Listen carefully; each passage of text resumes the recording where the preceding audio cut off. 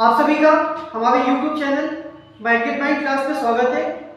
और हम लोग टारगेट कर रहे हैं जो 17-18 फरवरी को एग्जाम है यूपी पुलिस का, तो उससे संबंधित जो करंट के क्वेश्चन हैं और निश्चित तौर पे आपको ये क्वेश्चन एग्जाम में देखने को मिलेंगे, मुझे पूरी उम्मीद है, क्योंकि एक एक क्वेश्चन और उसके चारों ऑप्शन महत्वपूर्ण, उसकी व्याख्या की जाएगी।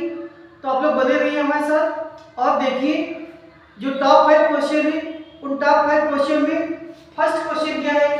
और फिर से कह रहे हैं कि जो टारगेट है हमारा यूपी पुलिस, डेट 17 फरवरी 18 फरवरी का जो एग्जाम होने वाला है, उसके संबंध में हम लोग टॉप 5 एमसीक्यू और उसके ऑप्शन की व्याख्या वो देख रहे हैं। तो चलिए स्टार्ट करते हैं। फर्स्ट क्वेश्चन और पहला क्वेश्चन बहुत महत्वपूर्ण है। क्या पूछा गया है कि जो साहित्य का नोबेल पुरस्कार, ध्यान दीजिएगा, क्या पूछा गया है कि जो साहित्य का नोबेल पुरस्कार 2023 ये किसे दिया गया है। ऑप्शन दिए हैं, पॉल लिंच को दिया गया है, क्लाउडिया गोल्डिन को दिया गया है, जॉन फासे को दिया गया है, या रुइक्स यांगजांग को दिया है। और आप लोग ये समझ लीजिए, इसके जो चारों ऑप्शन है सभी ऑप्शन महत्वपूर्ण हैं। तो आप लोग तब तक हमें बताइए कि जो रुइक्स यांगजांग है, इनको किस पुरस्कार से सम्मानित किया गया है। सोचिए आप लोग, क्या इसका आंसर हो सकता है। हम बात करते हैं साहित्य का जो नोबेल पुरस्कार 2023 ये दिया गया था जॉन फासे को। याद कर लीजिए, बहुत ही महत्वपूर्ण क्वेश्चन। क्या इसका आंसर होगा कि जो साहित्य का नोबेल पुरस्कार 2023 किसे दिया गया था, तो जॉन फासे को दिया गया था। हमने आपसे अभी पूछा था रुइक्स यांगजांग इन्हें किस पुरस्कार से सम्मानित किया गया है। तो इसका जो सही आंसर है कि इन्हें जो सम्मानित किया गया है शस्त्र रामानुजम, किससे सम्मानित किया गया है, शस्त्र रामानुजम पुरस्कार से। और ये पुरस्कार किसे दिया जाता है, तो याद रखिएगा कि ये पुरस्कार जो दिया जाता है वो गणित के क्षेत्र में दिया जाता है। और क्या कंडीशन होती है इसमें, जिसे ये पुरस्कार दिया जाता है उसकी जो एज होती है, ध्यान दीजिएगा, उसकी जो एज होती है वो 32 वर्ष से ज्यादा नहीं होनी चाहिए। तो हम लोगों ने दो ऑप्शन डिस्कस किए, जो साहित्य का नोबेल पुरस्कार जॉन फासे को दिया गया था, शस्त्र रामानुजम पुरस्कार जो गणित के क्षेत्र में दिया जाता है किसे दिया गया था, रुइक्स यांगजांग, ये भी आप लोगों को याद करना है। अब बात करते हैं हम लोग पॉल लिंच की। तो पॉल लिंच को जो पुरस्कार दिया गया है वो ब्रूकर पुरस्कार से सम्मानित किया गया है। किसको, पॉल लिंच को, इसे आप लोग याद करिएगा। बात करें क्लाउडिया गोल्डिन, तो क्लाउडिया गोल्डिन को भी नोबेल पुरस्कार मिला है किस क्षेत्र में, तो अर्थशास्त्र के क्षेत्र में। किस सन का, तो हम लोग बात कर रहे हैं सभी 2023। तो मुझे उम्मीद है कि चारों मोस्ट इंपॉर्टेंट क्वेश्चन आपकी समझ में आ गए होंगे। फिर से रिपीट करते हैं, साहित्य का नोबेल जॉन फासे को दिया गया, शस्त्र रामानुजम पुरस्कार रुइक्स यांगजांग को दिया गया, पॉल लिंच को बुकर पुरस्कार से सम्मानित किया गया, तथा क्लाउडिया गोल्डिन को अर्थशास्त्र के क्षेत्र का नोबेल पुरस्कार दिया गया है। क्वेश्चन नंबर सेकंड, ये कह रहा है 32वां सरस्वती सम्मान। क्या पूछा गया है कि जो 32वां सरस्वती सम्मान है वो किसे दिया गया, या उसे किससे जो है इस पुरस्कार से सम्मानित किया गया है। क्या बताना है कि जो 32वां सरस्वती सम्मान है इससे किसे सम्मानित किया गया है, आलिया देव को, आशा पारेख को, शिव शंकरी को, या फिर दलाई लामा को। तो फिर बता रहे कि सभी ऑप्शन एक से बढ़कर एक है, सभी एग्जाम की दृष्टि से बहुत ही इंपॉर्टेंट है। तो हम लोग बात करें दलाई लामा की, तो दलाई लामा को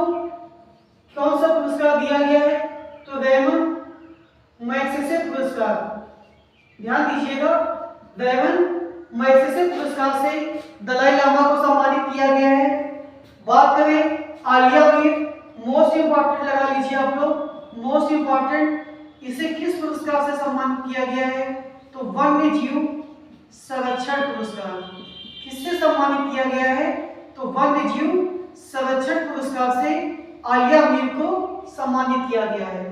आशा पारेख की बात करें तो आशा पारेख को कौन सा पुरस्कार दिया गया है, तो लता दीनानाथ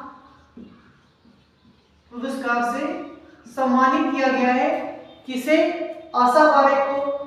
तो इसका जो करेक्ट आंसर होगा कि जो 32वां सरस्वती सम्मान है ये किसे दिया गया, तो ये दिया गया है शिव शंकरी को।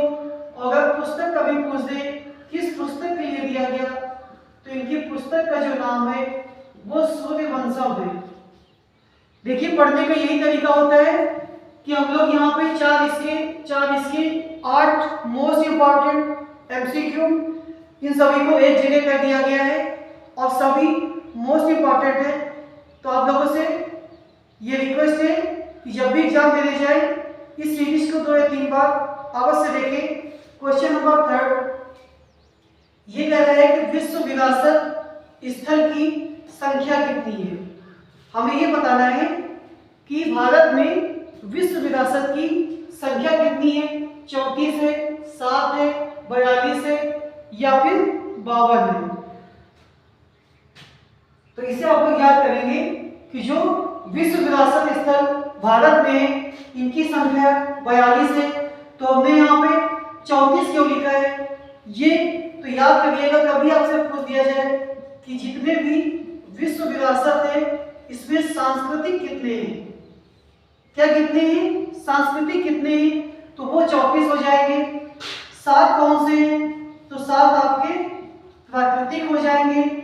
तो 34 को 7 से जोड़ेंगे क्या हो गया 41। तो यहाँ पे हमने क्या लिखा हुआ है 42। तो इसका मतलब एक स्थल कैसा है, तो एक स्थल आपका मिश्रित स्थल है। कौन सा? मिश्रित स्थल है।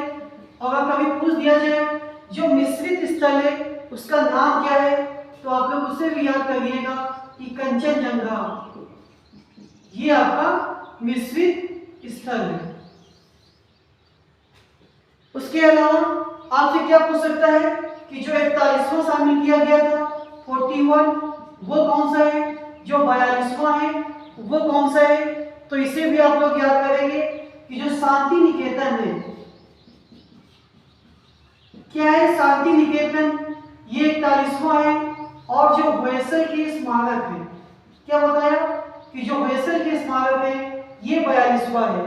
अगर पूछ दे होयसल के स्मारक कहाँ पे स्थित है, तो क्या जवाब होगा कर्नाटक में। शांति निकेतन कहाँ स्थित है, तो आप लोग जवाब देंगे पश्चिम बंगाल में। देखिए इस क्वेश्चन को मैं डायरेक्ट ऐसे भी बना सकता था कि जो 41वां विश्व विरासत स्थल है वो कौन सा शामिल किया गया, लेकिन आपको ये सब जानकारी नहीं मिल पाती। तो हमें क्या बताना है कि भारत में वर्तमान में जो विश्व विरासत स्थल है उनकी संख्या कितनी है 42, सांस्कृतिक कितने हैं 34, प्राकृतिक कितने हैं 7, मिश्रित स्थल कौन सा है 1, नाम क्या है उसका, तो कंचनजंगा। और उसके साथ साथ जो 41वां शामिल किया गया है शांति निकेतन, कहाँ पर स्थित है, पश्चिम बंगाल में। 42वां कौन सा है, होयसल के स्मारक, कहाँ स्थित है, कर्नाटक में। तो इस एक क्वेश्चन से ढेर सारी जानकारी हमें मिल रही है। अब देखते हैं क्वेश्चन नंबर 4 क्या कह रहा है कि जो ध्यानचंद पुरस्कार है 2023 का, क्या बताना है कि जो ध्यानचंद पुरस्कार 2023 ये किसे दिया गया है, सात्विक चिराग को दिया गया है, पारुल चौधरी को दिया गया है, शीतल देवी को दिया गया है या मोहम्मद शमी को दिया गया है। तो इससे आप लोग याद करेंगे कि इसमें जो ध्यानचंद पुरस्कार है वो किसे दिया गया है, तो सात्विक चिराग की जोड़ी को दिया गया है। और ये दोनों कौन सा खेल खेलते हैं, तो क्या जवाब होगा कि ये दोनों बैडमिंटन खेलते हैं। अन्य ऑप्शन की बात करें पारुल चौधरी, शीतल देवी, मोहम्मद शमी, इन तीनों को अर्जुन पुरस्कार से सम्मानित किया गया है। और आप लोग ये भी याद करिएगा कि जो अर्जुन पुरस्कार जो कुल दिए गए हैं उनकी संख्या 26 है। अब अगर बात करें पारुल चौधरी की, ये कौन सा खेल खेलती है, तो ये क्या है, एथलेटिक्स है। शीतल देवी ये पैरा तीरंदाजी से संबंधित है। और मोहम्मद शमी, इन्हें सभी लोग जानते हैं कि ये क्या है, हमारे क्रिकेटर हैं। तो इस तरह से चारों ऑप्शन हमने डिस्कस किए।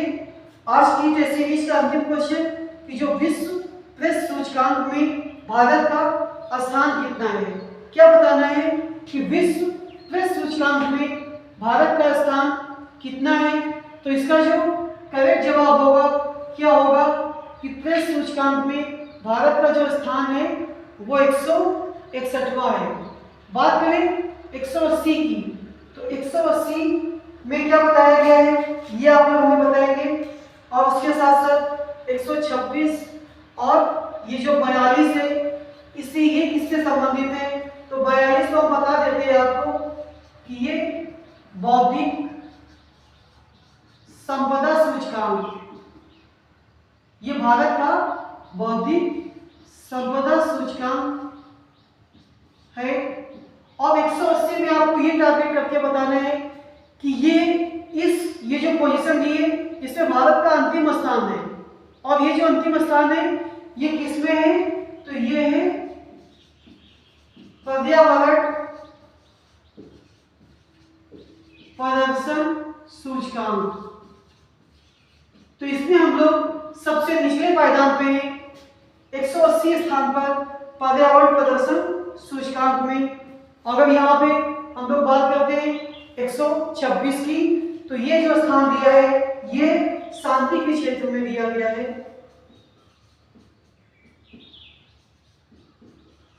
किसमें दिया है, तो शांति के क्षेत्र में हम लोग 126वें स्थान पे है। 180 पर्यावरण प्रदर्शन सूचकांक सबसे निचले स्थान पे है। 42 भौतिक संपदा सूचकांक पे, 161 विश्व प्रेस सूचकांक में स्थान है और 126 विश्व शांति। तो ये थे आज की हमारी टेस्ट सीरीज के टॉप 5 क्वेश्चन। या हम लोग इन्हें टॉप 5 क्यों कहते हैं, इसे हमें टॉप 20 कहना चाहिए। और मैं आपको पूरा विश्वास दिलाता हूँ कि आप लोग इसी तरह से हमारे साथ बने रहिए और निश्चित तौर पे आपको सफलता मिलेगी। धन्यवाद।